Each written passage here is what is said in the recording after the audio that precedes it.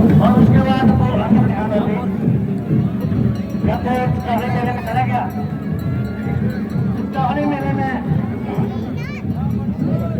लोगों ने उसका स्वागत किया, नौजवान था और फिर 5 साल जो नीति ठाकुर का रूल था, उसके लोगों ने उसको मारना चाहा झंगमणिपाल को। झंगमणिपाल को मारना चाहा, परंतु वो शुरू चला गया। शुरू मंदिर में चरबरी भगवती है, उसके मंदिर का वस्त्र अपने रक्षक ले गया, तो वहाँ बाहर दरवाजे पर जाने लगे। क्योंकि ठाकुर के सिपाही उसको ढूंढते हुए वहाँ है, उन्होंने देखा कि यहाँ दरवाजे पर जाने लगे हैं, जहाँ जाने लगे तो इसका मतलब अंदर कोई नहीं है। इस तरह से शुरू के भक्त झंगमणिपाल की रक्षा की और धीरे धीरे गांव वाले संगठित होते गए, नीति ठाकुर को मारा। और उसके बाद वो देवी हडिंगा राज परिवार की दादी कहलाई जाती है। और इसीलिए हर वर्ष जब तक देवी यहाँ नहीं पहुँचती तब तक रथ यात्रा आगे नहीं बढ़ती।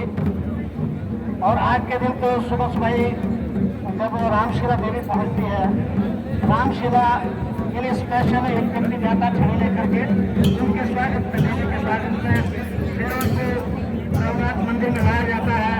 उसके बाद वो राजमहल में जाती है, राज परिवार बाहर निकलता है, देवी मंदिर के अंदर बैठते हैं, क्योंकि उसका अपने पोते का घर है, वो अपना घर है। और उसको राज परिवार के लोग प्रौढ़ के पीछे बैठते हैं। और फिर वो थोड़ी देर बाद आराम करने के बाद फिर बाहर निकलती है देवी और फिर आवाज देती है कि पोतरुआ। फिर वो आवाज देते हैं, हाँ दादी, तो सत्ता राज चलांदा रहो, आप दाल खांदा रहो, प्रजा भला करता रहो। और उसके बाद वहाँ मिलन होता है, बहुत से देवी देवता सुबह से वहाँ आना शुरू होते हैं।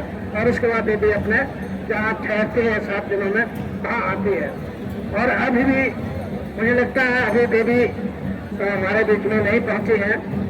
जब तक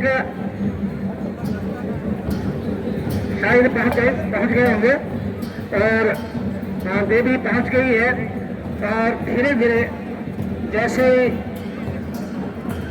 माहौल बनना शुरू हो गया है वो दशहरे की रथ यात्रा का।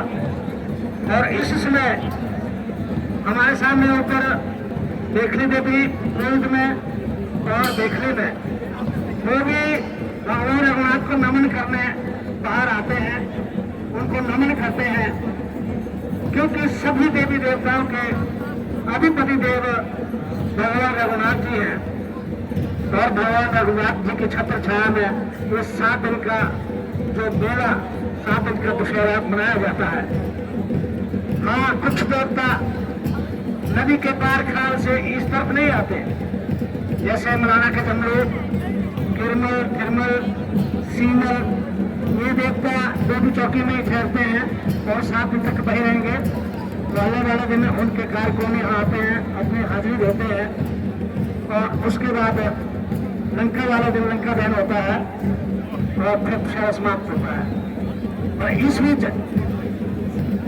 मोहल्ले की विशेष भूमिका है।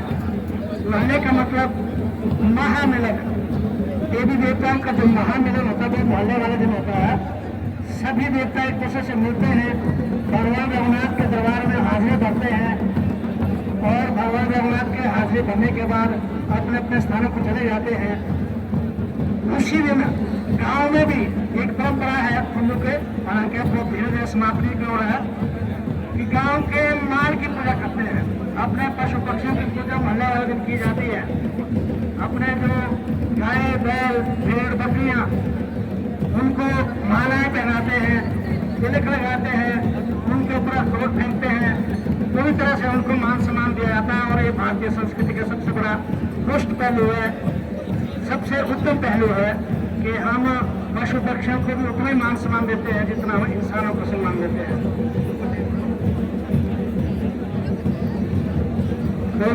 सिमरन मुझे आप सबको ये बताते हुए बेहद प्रसन्नता हो रही है कि हमारे बीच में चीफ जस्टिस संजय करोल जी भी जो है वो मौजूद हैं। महोदय आपका भी बहुत बहुत स्वागत अभिनंदन करते हैं दशहरा समिति की ओर से। और इसके साथ ही हमारे बीच में डीसी मंडी अपूर्व देवगन जी जो है वो भी जो है इस वक्त मौजूद है, तो आपका भी बहुत बहुत स्वागत। आप सभी देख रहे हैं कि देखिए हमारे महामहिम राज्यपाल श्री शिव प्रताप शुक्ल जी, उनकी अर्धांगिनी, उनके साथ ही उप मुख्यमंत्री मुकेश अग्निहोत्री जी, उनकी सुपुत्री सीपीएस साहब सुंदर सिंह ठाकुर जी, उनकी धर्मपत्नी इंदिरा जी, भगवान रघुनाथ जी के जो है वो दर्शनों के लिए आगे गए और दर्शन करा फिर से एक बार मंच की ओर आगे बढ़ रहे हैं। ये इनका हमारी लोक संस्कृति के प्रति प्यार ही है, लोक संस्कृति के प्रति इनकी आस्था ही है।